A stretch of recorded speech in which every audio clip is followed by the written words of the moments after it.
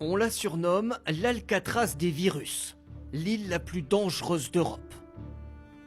En mer Baltique, des laboratoires ultra protégés sur environ 1 km de long et 400 mètres de large. Comment sont conservés ici des centaines de virus potentiellement mortels pour l'homme? Thomas Mettenleiter dirige ce centre de recherche hors norme. Il fait partie de la petite dizaine de personnes seulement autorisées à s'approcher des virus les plus dangereux, comme la rage ou la fièvre jaune. Exceptionnellement, il nous conduit au plus près des cuves de stockage. C'est à moins 181 degrés Celsius. Ici, on peut conserver les virus pendant des années, des décennies. C'est là qu'il y a les bacs de stockage, à des températures très basses.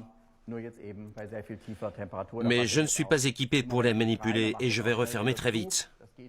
On a des virus très pathogènes dans la zone encore plus protégée, comme la fièvre afteuse pour les animaux ou pour les humains, Ebola. Des cuves d'azote liquide soigneusement fermées. Le taux d'oxygène dans la pièce est mesuré en permanence pour détecter la moindre fuite et donner l'alerte.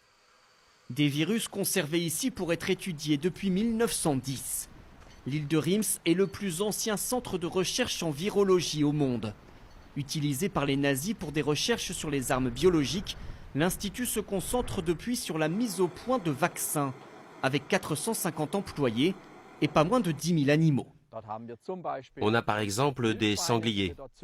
Et là, ce sont des alpagas qui produisent des anticorps très particuliers. Il n'y a pas d'autre possibilité que de tester sur des animaux pour avoir des résultats fiables.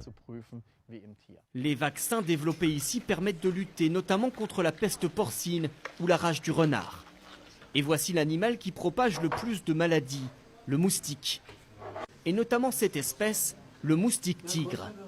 Longtemps confiné aux zones tropicales, il est apparu en France et en Allemagne il y a quelques années.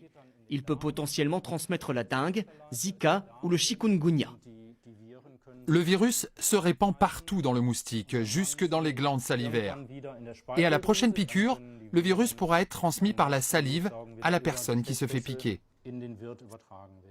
Cette équipe mène donc des tests génétiques, là aussi très sensibles, sur l'ADN des virus eux-mêmes.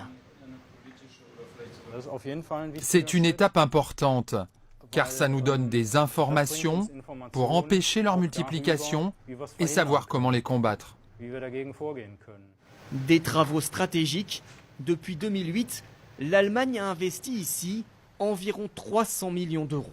Cet institut de recherche unique en Europe étudie chaque mois de nouveaux virus. Il pourrait travailler très bientôt sur le coronavirus apparu en Chine si l'Organisation mondiale de la santé décrète officiellement l'état de pandémie, c'est-à-dire une épidémie à l'échelle de la planète.